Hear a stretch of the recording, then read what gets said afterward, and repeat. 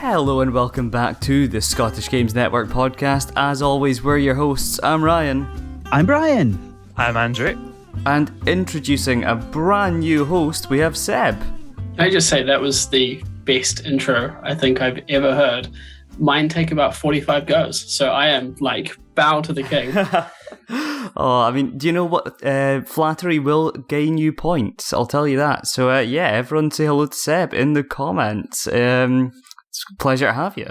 It's great to be here. Thanks for having me. And you better get used to it, folks, because Seb is going to be a part of the team moving forward. So, Seb, it's lovely to welcome you here. Can you tell the lovely listeners a little bit about yourself? Because this isn't your first podcast. No, it's not.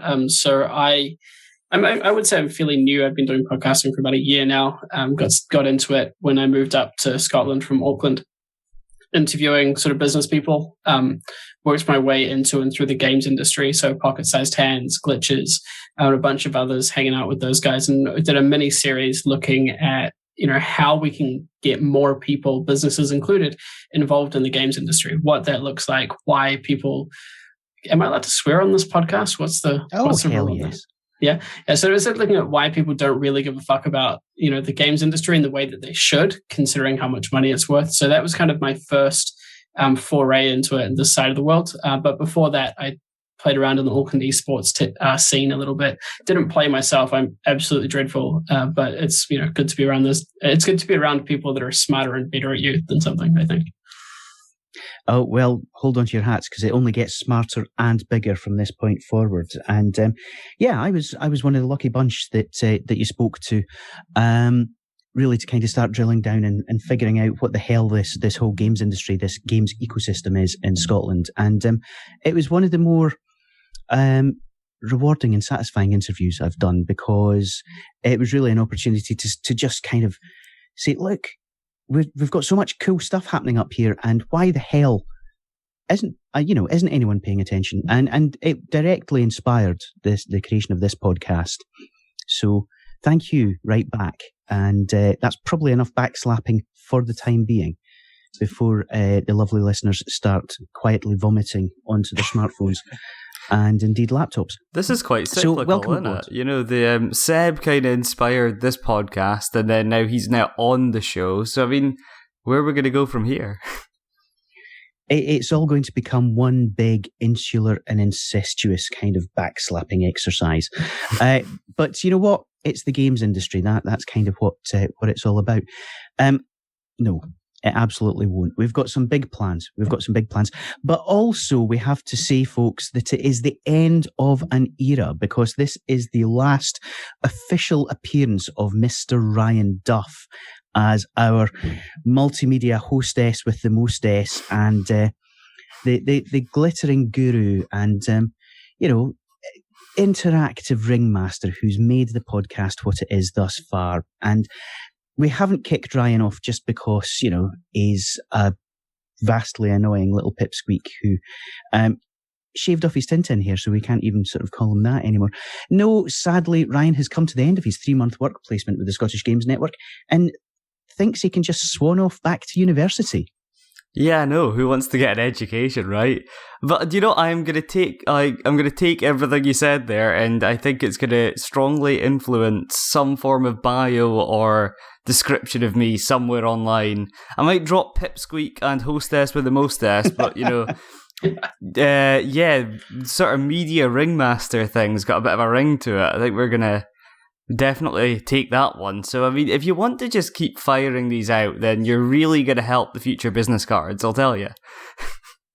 Fantastic. Well, I expect to see that on your LinkedIn profile and your Twitter bio in the very, very near future. I recently updated my Twitter bio, actually. So, I mean, we've missed the boat a wee bit. I changed it from games journalist to what my girlfriend affectionately calls this job, which is professional nerd. So I'm like, yeah, essentially, that's what I am. The job is write about video games. So I was like, yeah, that's a more apt description than what I've put down already. So yeah, it could just keep getting built upon. Professional nerd, media ringmaster. Bring it on. you know that you can change it whenever you want, right? But I feel like once a year. I feel like Professional Nerd hasn't properly had its time in the spotlight yet, so might update it in a few months. You're gonna go fuck it. Oh yeah, we predict great things, especially after the glowing review I wrote on your report for the university. So, it's the case of whiskey, the 6-pack of beer, all the things that you're planning to send. I'll stick my address on an email, and you can get those in the post to me right now. Of course. Well, maybe at the end of the podcast. So yeah, so I think we all owe Ryan a big round of applause and a big thank you, because without him, this podcast would have remained a pipe dream, and I would have been talking about it, or probably, cursing about it this time next year as something that I really should have got my shit together and done during lockdown 1, 2, or 3. So Ryan, thank you. Thank you for bringing us kicking and screaming into the 20th century. Ah, shucks! Now I'm blushing. Jeez, you know how to treat a guy. That is very much the case. That is very much the case. But please, folks, don't think that you've seen the last of Ryan. He is going to remain part of the team. He's going to be here. Obviously, he's going to have to focus on his university work. Otherwise, his mum will come round and have words. But he's still going to be online. He's still going to be on YouTube. You're going to be able to see him streaming. And as and when he can devote any time to the Scottish Games Network, he is always welcome back to delight you with his take on the rapidly evolving world of gaming as it exists in Scotland. Yeah, like a bad penny, SGN just can't get rid of me. So yeah, don't think that you're getting rid of me just yet. If you're listening to this and going, thank God we've got rid of Ryan, I'm still going to be on the channel, like the YouTube channel, at least once a week, depending on uni sort of coursework and all that. I might be in and around there a couple more times, and on the website as and when I can. So I'm sticking around. I'm not quite leaving yet. And we'll be all the stronger for it. Now shut up, Ryan, because we're going to move on. Right? We're going to stick to the current format for this, and then we're going to have a bit of a discussion at the end about where we take this next, because, a new team, time of change, evolution, yada, yada, yada. But we'll come to that. So first of all, let's get into the news. You may have noticed that we missed last week thanks to a combination of COVID vaccinations, freak weather, and a bizarre yachting accident. But we'll come to that probably towards the end. So, news over the last week. It was quite diverse and eclectic, wasn't it? Yeah, I've been kind of viewing this from the outside in, because unlike usual, because, I've been doing uni work and stuff, so I've not really been doing much behind the scenes, producing stuff for SGN. So reading like what's been getting posted, it's definitely been a wide range of stories over the past, not just week, but 2 weeks, because we're going to be covering everything we missed in between last episode and now. But it's going to be a rapid fire, non-stop kind of quick turnaround thing, because quite frankly, it's a beautiful sunny spring evening out there in Scotland. It's not due to snow for at least another 16, 17 minutes. So we're going to rattle through this, and then we're all going to go outside and get some vitamin D.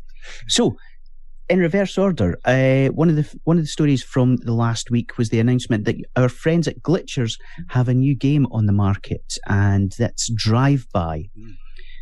Now that's going to be that's like an intriguing combination of high octane car racing and being a yodel delivery driver.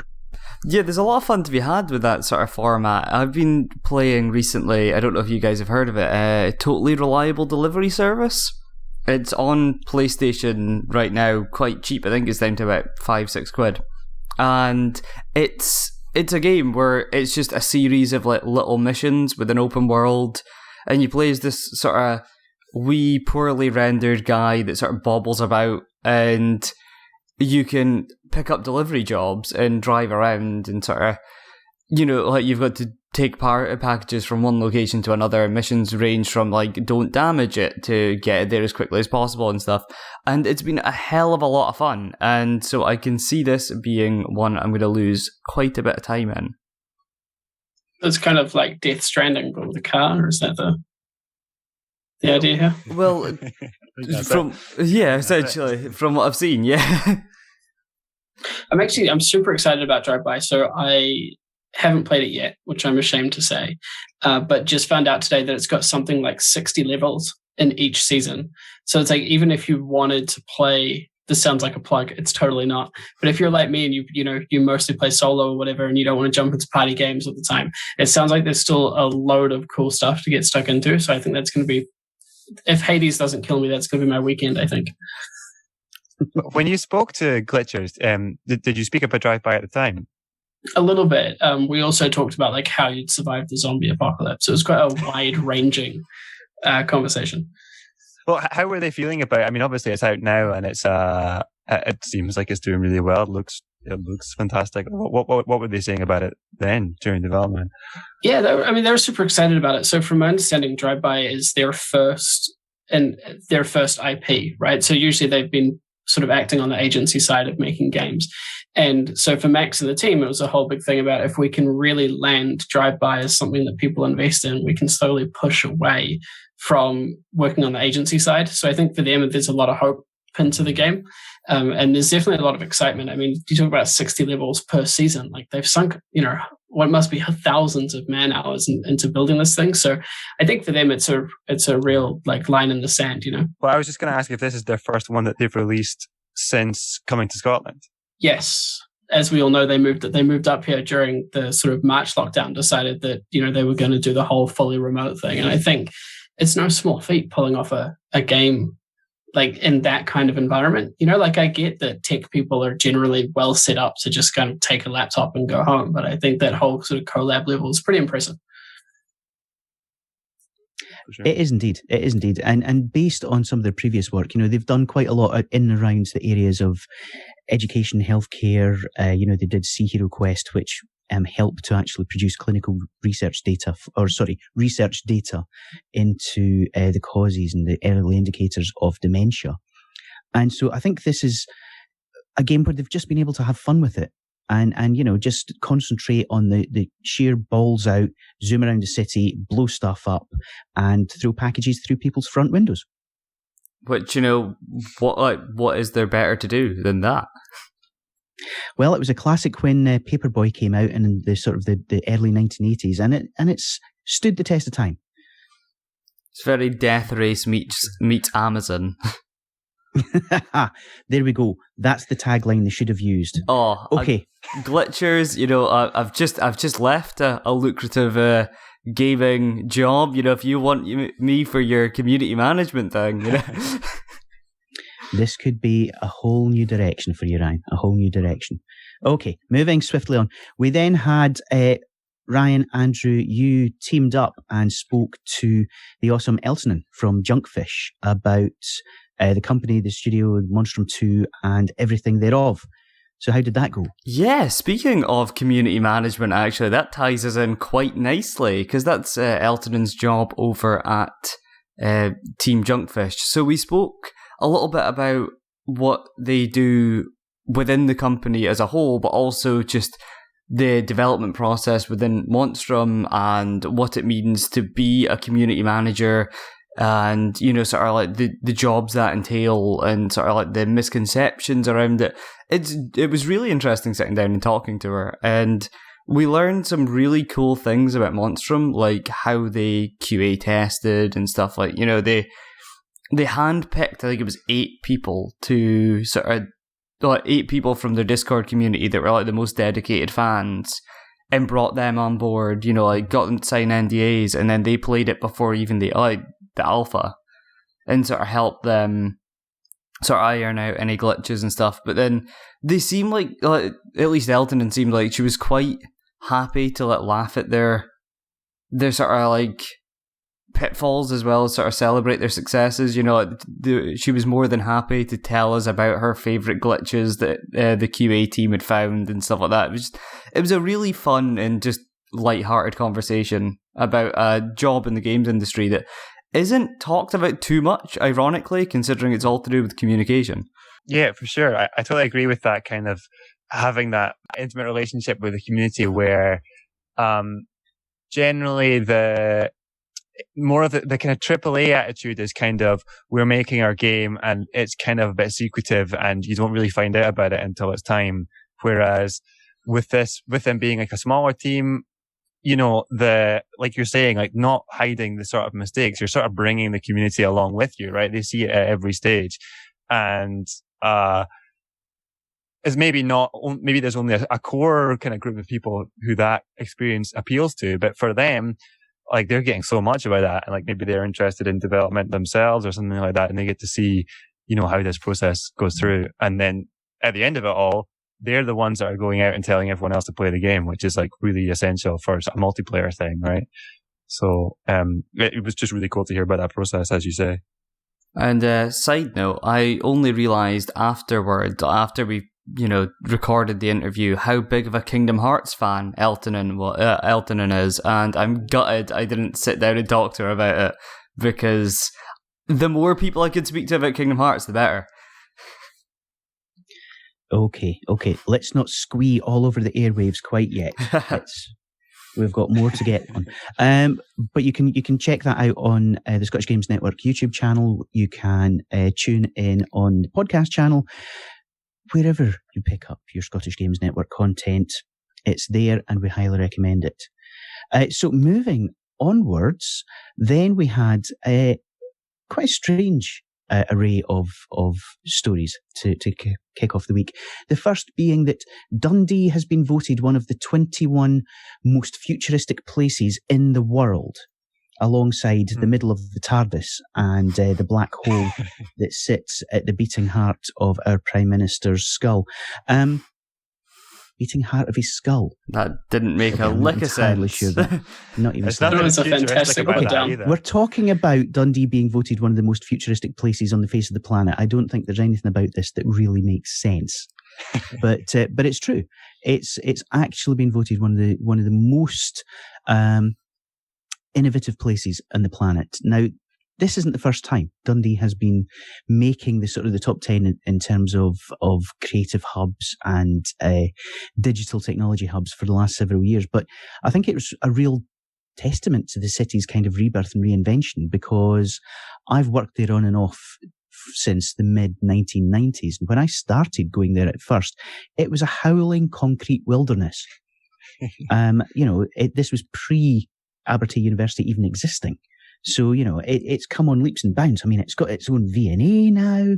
It's got a futuristic kind of, landing pad on the side of the Tay for UFOs. It's got it going on, man. Yeah. Just imagine what will happen once it becomes a thriving 5G test bed as well. Well, that's what I was about to say. This comes off the back of what we reported on a couple of weeks back about how, they've been sort of approved for becoming this 5G test bed.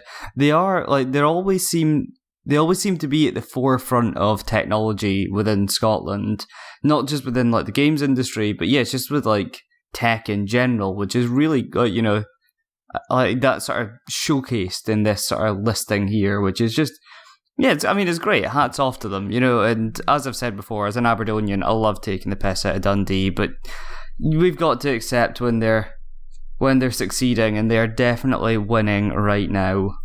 I was just going to say, not to sound like I'm springboarding off Ryan's fantastic put down, but do we know how much of the futuristic stuff is influenced by Rockstar and Minecraft and sort of all those bigger names kind of distorting it slightly? I know that's No, not at all. But I mean, Rockstar hasn't been in the city since it became Rockstar North. The first thing they did was up sticks and move to Edinburgh, which we covered in all of the hilarious anecdotes prior to recording. Sorry, folks, you're never going to hear any of those until at least 5 different people around the world die, or every lawyer is abducted by aliens. But No, it's not really been the sort of the giants. It's an overall cluster effect. It's the fact that there's such a concentration of innovation, of technology and creativity. And it really did, in the report itself, it actually highlighted so many of the things. The games industry is only one part of this. It's a much broader range of reasons that it's now as important to the future of the human race as, a COVID vaccine. Yeah, I saw that they were mentioning like life sciences in the piece as well. But something about the piece that I just have to ask about because it made me chuckle was a quote about, they say it's a rising star in the experience economy. What is the experience economy? It means going outside and doing shit. Okay. Remember when we used to be allowed to do that? Right. It's like going to a museum, live music, pubs, in which a case walk in the sunshine. That makes perfect sense because Dundee's a great place to go and do stuff. Agreed. Sadly, it's no longer the home of the legendary Groucho's secondhand music store. But even without that, hey, it's got a lot going on. So then we're going to jump forward to the news that Young Enterprise Scotland, which is the organisation that looks after young people and tries to inculcate a sense of entrepreneurialism among Scotland's young people, has partnered with Glasgow University to produce a couple of games that are focused on introducing those kind of enterprise skills into young folks and help them become more business savvy. Now, as a podcast which has railed on and on and on and on about this very topic several times, this is great. And the fact that they're actually using games to, as part of the educational process, is a fabulous thing. So it was a really, really great story to sort of to be able to introduce. And Glasgow University, despite being one of the universities in Scotland that doesn't actually produce games graduates, has got so much going on when it comes to gaming. It's there's some sort of award there that has to be handed out. The best non-games games university, or the best games non-games university. One of the two. It's when we launch the Scottish Games Awards. We'll figure something out. Yeah, like we spoke about the sort of GG Lab back when we spoke to Gabe around the sort of Playway Festival, and we got to see some of the stuff that the current postgrads are sort of studying. There is just a hell of a lot of good sort of game studies stuff going on in Glasgow Uni, and truly fascinating work about things that I'm just not clever enough to even think of, let alone research into. So, it's just like they're just doing a lot of really great stuff. Just piggybacking off of your point there, but definitely. The thing that I thought was really cool about this Young Enterprise thing is it's like the triple threat, right? That, as you say, like it's building games. I think that they're supposed to be out in the summer this year, but it's making games to educate about kind of entrepreneurial skills or enterprising skills. So it's producing something, but also the process of making it is useful for the graduates who are currently working on it, because they're using students to make these, like, as part of their degree, to make these games. So like it's giving them kind of graduate skills and business acumen while also making something that is going to educate other people. Like it's sort of working on multiple fronts. It just I was reading it and thinking like, this is very Scottish Games Network ticking all the boxes. I think the thing too with Young Enterprise Scotland that you can't really overstate is how much hard work and stuff they put in to these kinds of things. So I talked to Jeff back in March of last year, late March, sort of early April area, I think. And when we talked, the tone of the conversation was very much like, if there are any businesses out there with, old laptops, monitors, that kind of thing, like, can you send them to us? Because all of a sudden kids aren't in school, they don't have access to that kind of thing. And so it's like they're rallying to get the tech into the hands of the people that need it. And it's cool to look at it a year later and see that, they're now partnering with Glasgow University and they've got this other stuff on. Like, I think they're a very formidable social enterprise, right? To be able to pull all that together and keep pushing forward in a year that's derailed a lot of businesses and a lot of projects.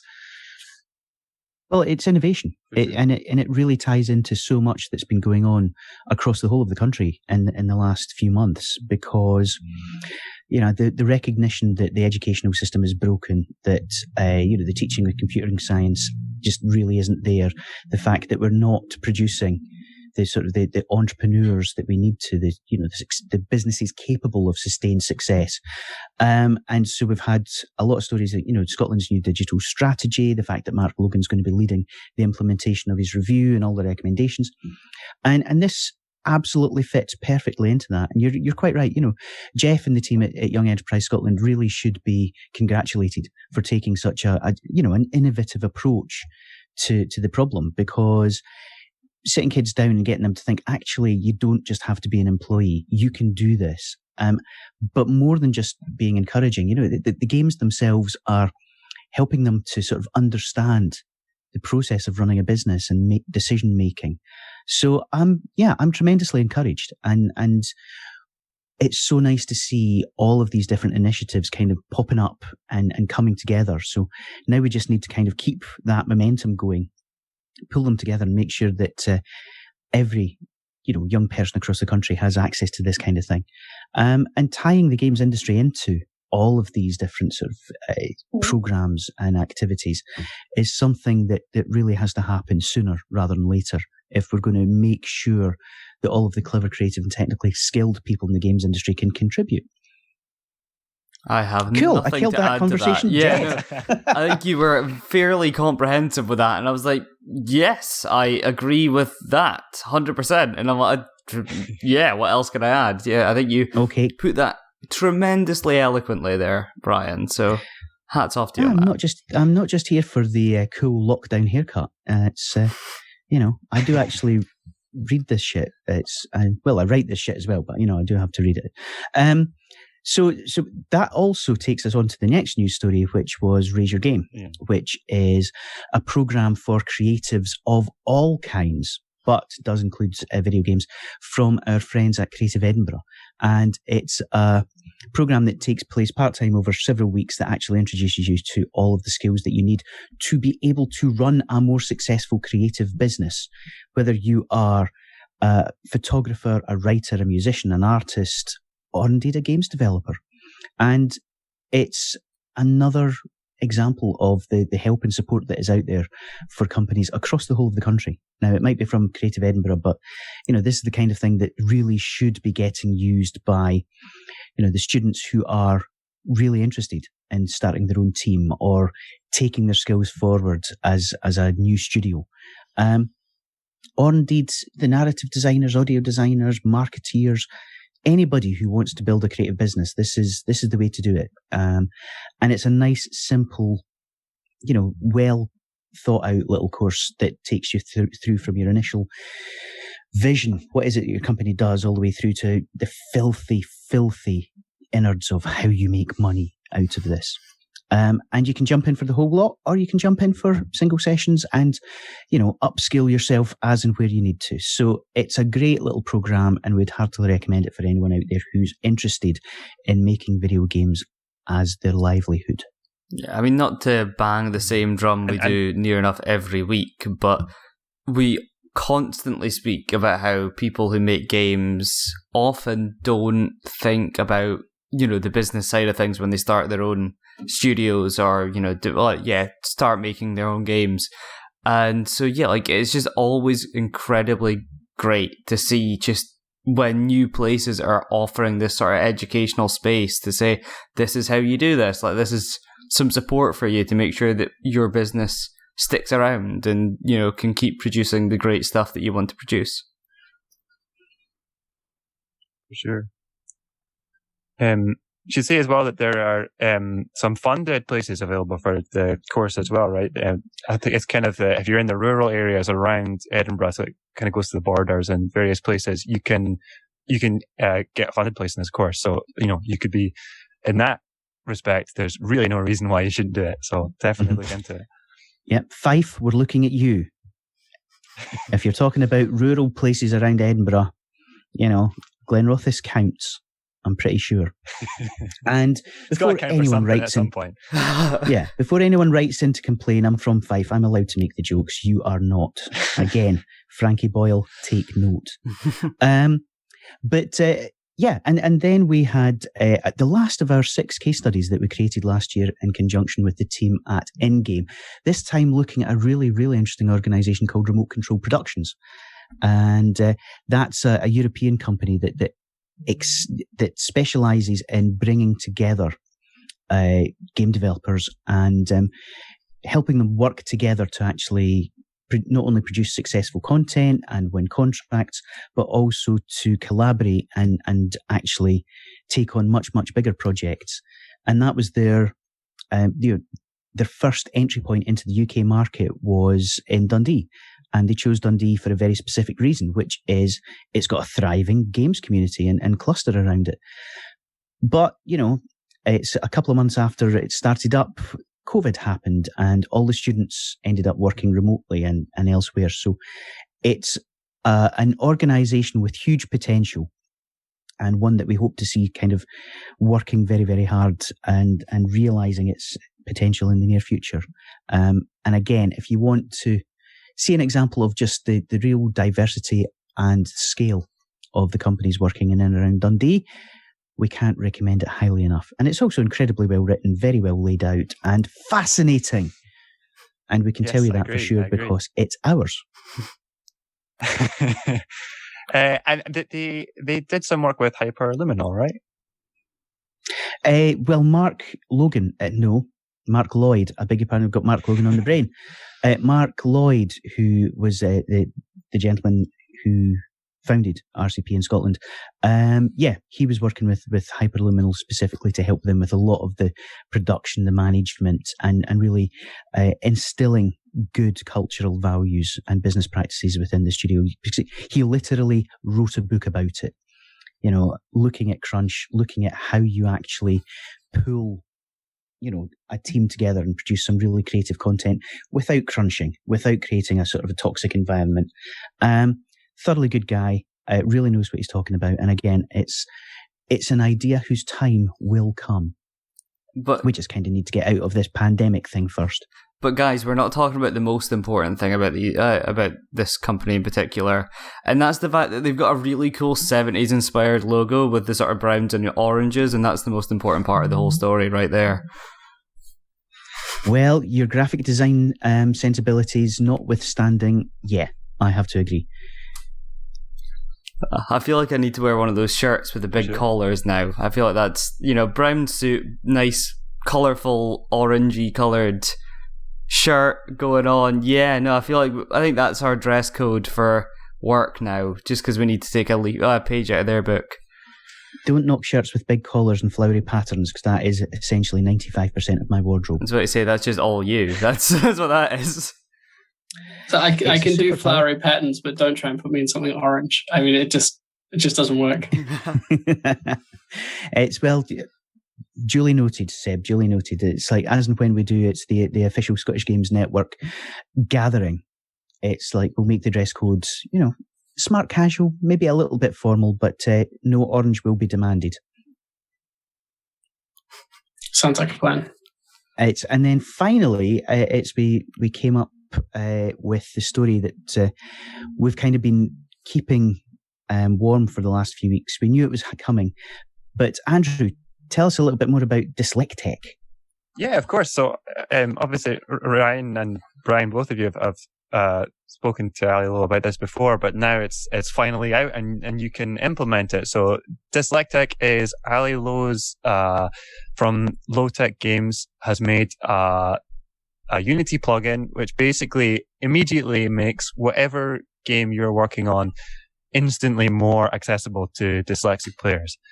And the way that it does that is that it gives you an ability to have any text in the game read out loud by a text-to-speech software. Whatever, if you're using a Mac or Windows, your built-in text-to-speech software is what it will use to read this text.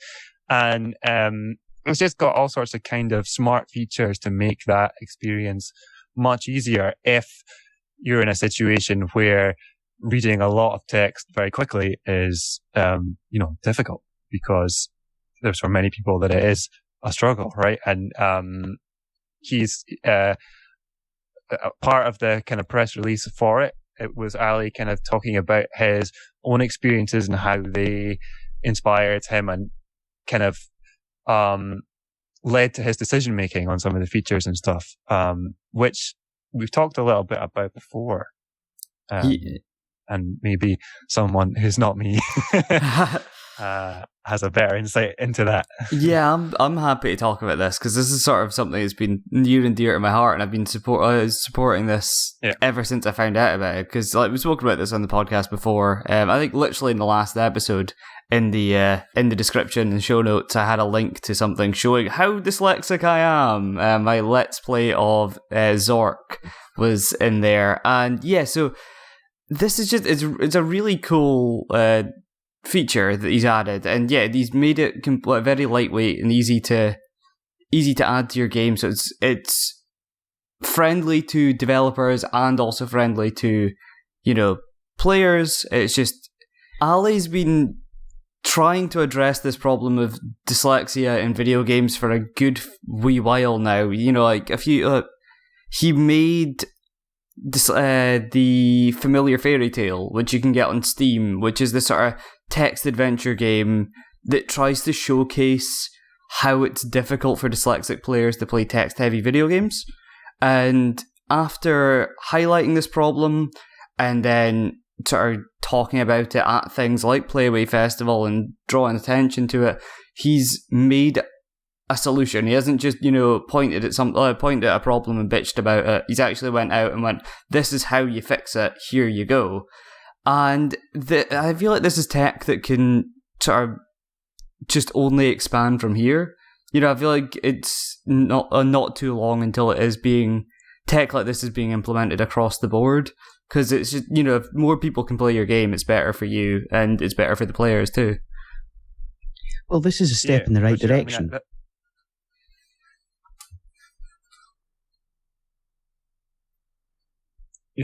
Sorry, on you go. Sorry, I think it's the delay again. No. It's okay. The delay we're used to, but we're losing Ryan. You have to be a bit more fighty. Fight for your chance to talk. Yeah, it's like, especially look, if it's going to be me, I'm a gobshite, and Seb is completely unafraid of jumping in on anything. So, we don't want you to be the watermark in the background. I quite like the idea that once Ryan leaves, there's just going to be these long, awkward silences. People's like, "Where can I talk?" Usually Ryan would have this. What happens now? I mean, that's just because I'm a loudmouth. That's all that happens there. It's just, I hear a silence and I'm like, I can start talking. I don't know where this conversation's gonna go, but I'll take it somewhere. But that's it. And I think there's three of us that are the same, which is jump in, start talking, and somebody has to forcibly stop you to get it. So good luck editing this down, Andrew. It'll be fine. Where the fuck you go with this? Anyway, you go. Well, I was just going to say that, I think, like you were saying about being kind of the first step. I mean, the beauty about this tool is that it's completely universal, and there's absolutely no reason why you shouldn't implement it. Unless you are an enormous studio that has the budget and the manpower or person power, I suppose, to make this tool by yourself, with your own voice actors and specifically,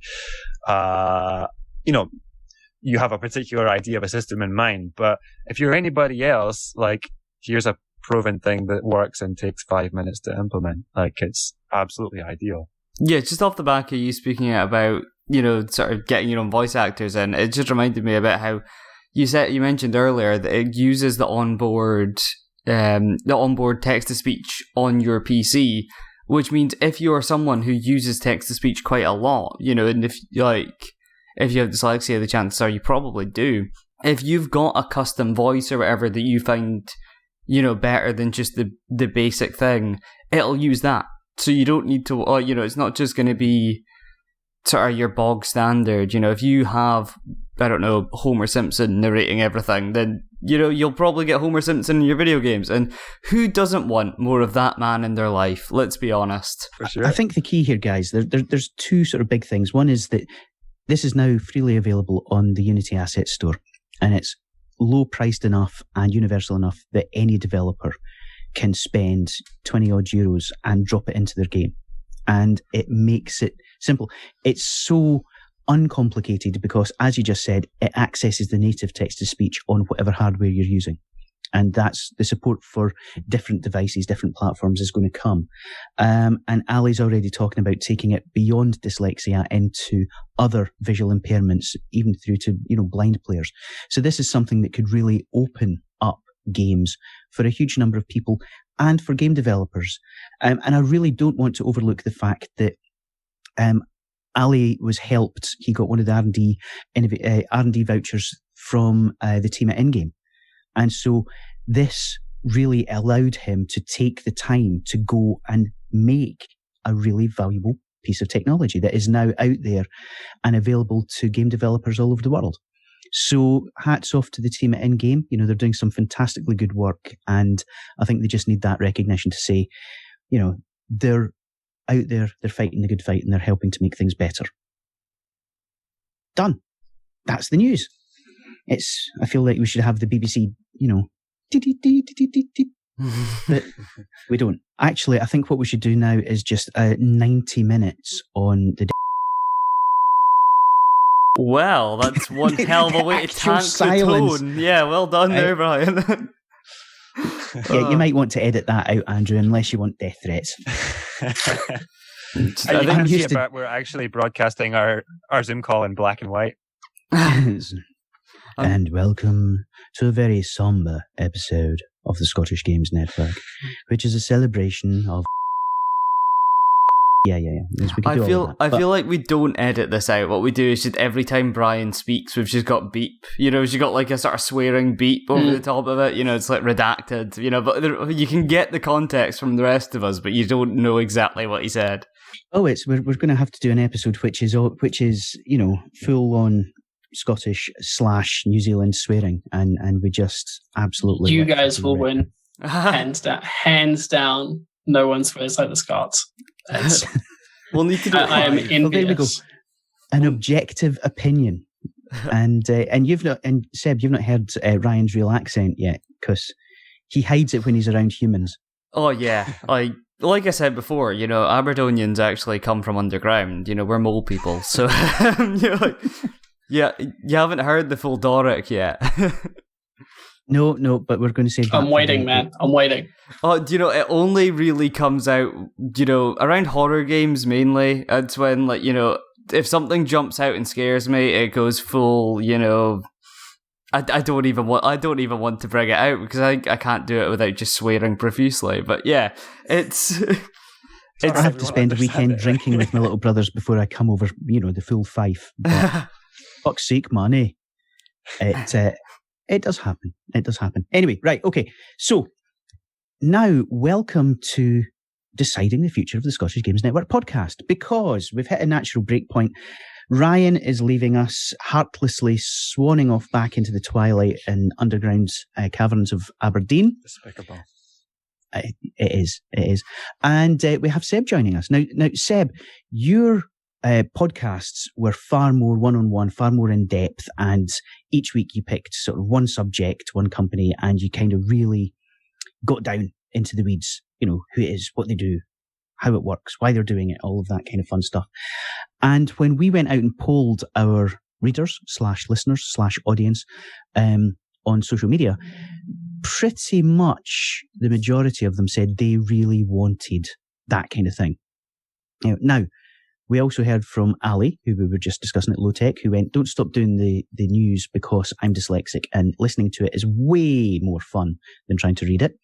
So I think there's a bit of a balancing act. But by and large, our audience said that they wanted to hear from game creators, developers, practitioners of all kinds from across the whole of Scotland's games ecosystem. So what do we think, guys? Do we tell them to go to hell and carry on this knockabout zany group chat? Yeah, or absolutely. do we give the people what they tell us they want? Well, I mean, does anyone really want to risk pissing off gamers, right? That's what it comes down to, I think. Oh, yeah, well, this isn't a consumer. This isn't a consumer podcast. It's like I know where each and every single one of our listeners lives/works. So, the shoe may be on the other foot. I was going to say, you're new to the games industry if you think there's a possible show that won't piss off gamers, because for some reason, everything does. You can't make...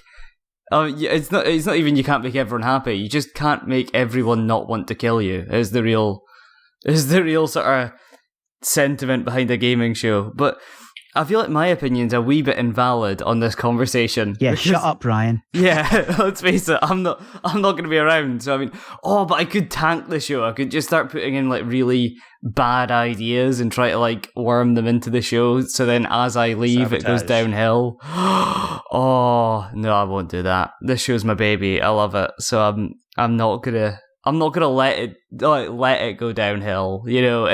If I need to come back in and start shouting at you guys to, change things up, I'm more than happy to do so. But again, we know where you live, and so we're going to force you to do it in a polite and constructive manner. Plus, anyway, you've already put a picture of a half-naked Josh Holloway into the video feed of this podcast, so I don't think there's an awful lot of depths for you still to plumb. Whose request was that picture of Josh Holloway put into that episode of the podcast? And if I told you to jump off a bridge, would you do it? Well, I mean, good point. I mean, it's always awkward when your boss says something like that to you, right? Sorry, Seb, go on. No, I was just piling on, saying it's always awkward when your boss says something like that. Even on the last day, you were kind of like, I mean, is this a trap? I smell a trap. Right? I mean, to be fair, earlier in that same episode, I put I think it's only like 5 seconds, 10 seconds before I put a clip of Tim Curry shouting space in a terrible accent, so I couldn't really not fulfill your request if I'd just messed about with the episode like that. Good, you're the producer. You could have done whatever you wanted, and I would only have been aware of it when it went out. Oh, that's true. I really should have stopped running ideas by you and just been like, I know, I'm going to put something in right at the end to see if he's actually watched everything. Now you've learned something valuable for your next gig, which is never get anything signed off. Just do it. Just do it. Yeah, it's easier to ask for forgiveness than permission. Yeah, indeed. Which is essentially the operating ethos of the Scottish Games Network. Welcome to the team, okay. Seb. We're very professional. Okay, I'm going to float an idea here, right? And it's for discussion. This is not me saying this is how it's going to be. I think what we need to do is look at varying things a bit, because a lot of the more in-depth discussions that we've done with people, starting all the way back when you joined us at the beginning of the year, Ryan, with Catriona from Day of the Dead, I think there's an awful lot of value. I think there's a lot of interest in doing things that are more in-depth and talking to people who are actually working, designing, developing, making, supporting video games, and hearing from a lot of the people across the country that we never otherwise hear from. And not just in the development community, but out into game studies, academia, education, and everything. One of the most fascinating talks at the Playway Festival, and one of the best interviews we've done, was with Gabe Elvery. And I thought that was incredible. And so much interesting information, and the chat that you and I had with Matthew Barr, Andrew, there are some really clever people out there, and I, for one, want to hear more from them.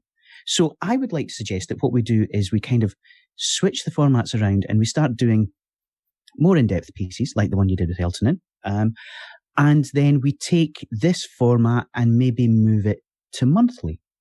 So, we have weekly or bi-weekly chats with the great and the good and the up-and-coming and the interesting people out there.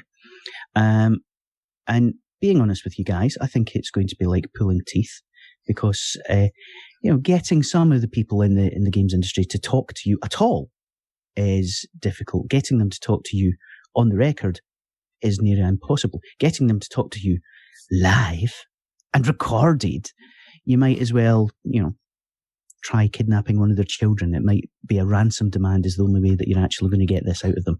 But I'm willing to give it a go. What do you think? Yeah, I mean, I think it sounds great, right? I think that we know people like it, not to, toot my own horn too much or anything, but it's I think of one thing too that makes it so that this is different. Obviously, it's not a consumer podcast, but a lot of games industry podcasts are people's opinions, right? As you guys well know, and as everyone listening well knows. And so it's always slightly odd for me as a podcast consumer, because it's people being like, oh, I expect that the Switch Pro will be out this year. But you don't know that. Or like, oh, there's a new skin in Fortnite. Like, what does that mean for Sony's brand? Well, what it means is they're going to make a shit ton of money. There's not, any sort of like business now. So I quite like the idea of bringing, depth and perspective and business now to the space in a way that, is easily accessible to people. That's why you're here, Seb. See, Ryan, this is how a proper journalist does it. Oh, yeah. No, definitely. I cheated, though. I've been doing this shit for years, so. I definitely think that's a good direction to take this in. I think we've spoken about this before on this very show, about how we're in a unique position that we can provide an insight that no one else really is providing, and that has kind of been sort of contained to the bonus episodes and the sort of the YouTube channel. And yeah, I think it's well worth exploring that in more depth.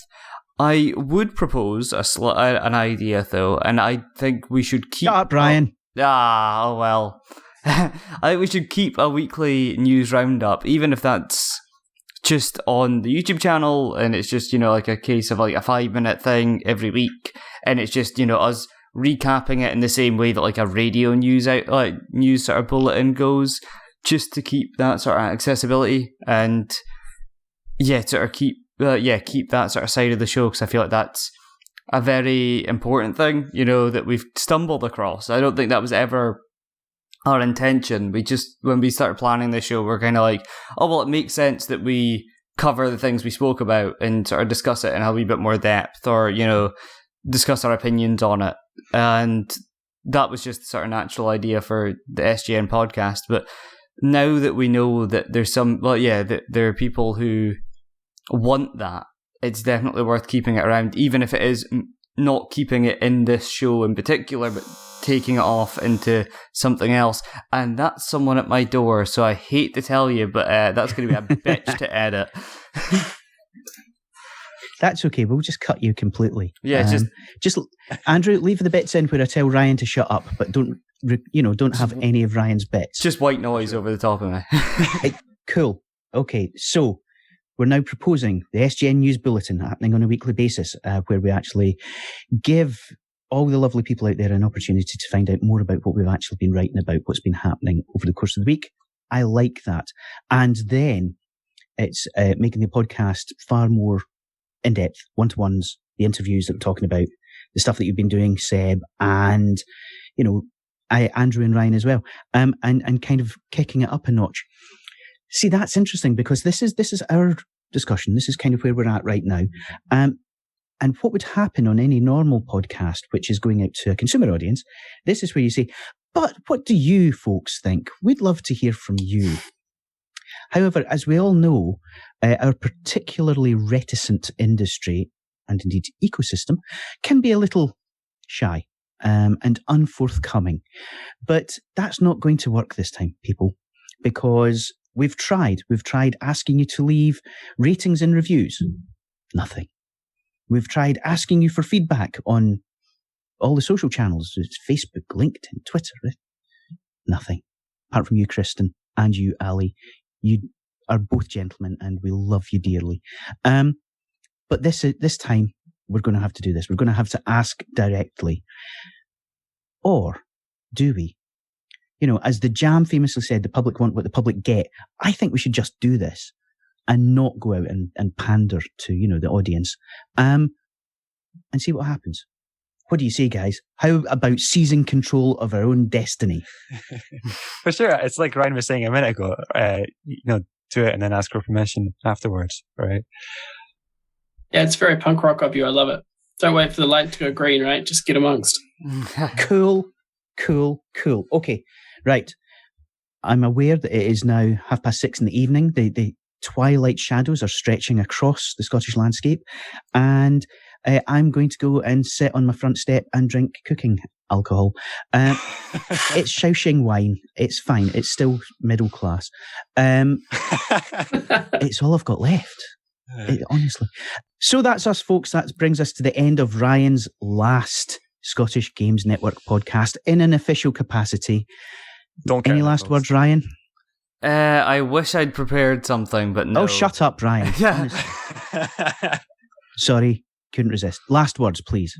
Oh, well, I mean, thank you, everyone, for listening and sharing and, all that amazing stuff. It's been a blast working at SGN. It's been it's been an invaluable experience, and I look forward to seeing what I do in the future with you guys. And I know I'm leaving the show in incredibly capable hands, so I look forward to seeing it from the outside in. I want to see what's to come, if I'm honest. Time to watch the train wreck instead of be part of the train wreck. Exactly. Well, that's it. It's always more fun to watch the car crash instead of being in it, Yeah, just don't look back at the explosion. You're all good. No, that's it. The sunglasses are going on. I'm going to, cool guys don't look at explosions. What the hell have I started? Okay. Thanks, Ryan. And I mean that most sincerely. Oh, yeah. I like that you were doing the big wink there, so the audience didn't see it. No, in all seriousness, this wouldn't have happened without you. So thank you again. Yeah. We'll miss you. But as I say, this isn't the last we're going to see of you, so you're welcome back anytime. Yeah, every moment has been a pleasure. Plus, what the hell else are you going to do during lockdown in Aberdeen? I mean, come on. Well, that's I mean, I could burrow back underground, I suppose, but hibernation time's kind of over now, so I reckon I'll probably stick around the SGN for a wee while longer. Yeah, the snow must have nearly melted in Aberdeen. Nearly. I mean, we're always a frozen wasteland, but yeah, we're getting there. Okay, so that brings us to the end of this week's podcast, folks. Thank you again for your time and attention. We are going to be asking you for your thoughts and opinions, as always. You can find everything that we've written on the Scottish Games Network website. We also spread out across all of the most popular social channels, apart from Instagram, because I can't actually automate that yet. I'm looking into it. Does that mean there's a TikTok with Brian doing dances? Fuck, Seb, why weren't you on the team why weren't you on the team while I was doing my because Brian doesn't answer his emails. Oh no. If anyone can make TikTok even more popular, it would be me dad dancing. I can't imagine anything that would be more of a draw for other middle-aged men. I don't know. Well, this has been truly inspirational. Oh, love you, Brian. And so for the last time, I'd like to just once again say, shut up, Brian. Oh, can we get that on t-shirts? I think we have to. Yeah, okay. Yeah, we'll start a dropship store. We did have a Scottish Games dropship store, and then Spreadshirt shut it down. I can't think why. Probably because all of the shirts were just curse words in various typefaces. Yes. Anyway, that's another thing. So, before we go, we're going to have our weekly spotlight. And this week, the spotlight shines very, very brightly on our own Mr. Andrew Gordon. Andrew, what is the spotlight on this week? I'm blinded by the spotlight. It's just, a little bit too much. This week, I'm here to shill for my own music. So I'm very glad to have an opportunity to talk to somebody about it, because somebody has to listen to it at some point. So I play in a band called Late Fees. I say play. We've mostly existed in lockdown, so we've barely played anywhere. But we have recorded some music, and we have a new song which came out last Friday called Stay In.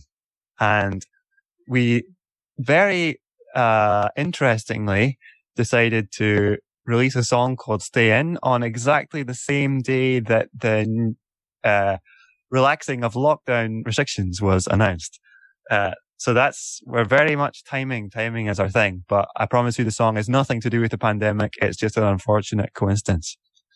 And that's a pitch. That's how you pitch your song. It's an unfortunate coincidence. Now that's on the front cover right there. You need to add that to the artwork. Now, here's a better pitch. It's been played by Jim Gallantly, who's long-standing Scottish DJ. He, found Snow Patrol and the Fratellis and People, so he has some kind of he knows his music, basically, is what I'll say. So he's played it, and we got played on BBC Rappo as well, the Gaelic BBC music show. So other people have listened to it. Therefore, it's definitely listenable, I hope. And Andrew won't say this because he's too humble, but it's fucking good. So go listen to it. The link will be, in the show notes. I wouldn't use such Where do the words. nice listeners find it, Andrew? And more importantly, where do they find it so they can give you money? Well, they can definitely give me money on Bandcamp. So if you go to latefees.bandcamp.com, you can, if you choose to pay what you want, you can throw 50p, whatever you want for the song. But you can also stream it in all the usual places. So we're on Spotify as Late Fees, Apple Music, those places. And on all the social media, it's Late Fees Band. You'll find us. Terrific. Thanks, Brian. God, if it was only this easy to get game developers to talk about their games so easily. Well, Anyway, in that case, It's we'd like have case to study. start a podcast, get about 12 episodes in, and then ask them to start talking about it. So, are we willing to do that for every developer in Scotland? shut up, Brian. Yeah. I'm still wanting the t-shirt. Well, it's like, believe it or not, it's the Scottish Games dropship t-shirt website used to have a t-shirt that had "Who the fuck is Brian Baglow" written on it. Oh, I would wear that every single day. I'd wear The that to thing is- every gaming event I ever went to. Well, so this goes back to 2012 or 13, and I went to an IGDA Scotland event in Edinburgh, and I was chatting away to somebody, and this guy, I think he was a student, went, "I'm sorry, who are you?" And the person I was talking to went, "Did you just ask Brian Baglow who he is?" And so, I was inspired to go and create a t-shirt with "Who the fuck is Brian Baglow" written on it. The best bit was I sold 6 of them. And I only know who 2 of them went to. One was my little brother and one was my ex. So it was, bizarre. So there are 4 people out there who have got one of these t-shirts that I've never seen in the wild. If you own one of the 4 missing, one of the 4 legendary missing "Who the fuck is Brian Baglow" t-shirts, please get in touch. I will happily pay a handsome fee for it. It's like, stick it up on Instagram or social media, and we'll organise some sort of prize. Hashtag find Brian. Yeah, possibly you waking up. It's like with a needle mark in your arm, with your t-shirt missing, and Ryan running chuckling into the night. Anyway, okay, that's enough. We were supposed to finish this 13 minutes ago, and we failed again. Thanks, Andrew. Yeah. It's like that way to cooking keep wine is not control. going to drink itself. that is very true. But anyway, so thanks again, Ryan. It has been an absolute privilege. Seb, thank you so much. Looking forward to hearing more from you. Andrew, we hope that this is a suitable alternative when the rock and roll career fails to take off. And I am here weekly, folks, drinking cooking wine on my front step in Trinent. Classy as ever. There's a reason I'm not, calling this in from my super yacht in the harbour at Cannes, and it's my winning personality. Keep it classy, Scottish Games Cluster. I was going to say, you need to start doing the Ron Burgundy sign off now. Stay classy. You stay classy, Scotland. So, until the next time, I've been Brian. I've been Ryan. I've been Andrew. And I'm still Seb. Perfect. Boom. Done.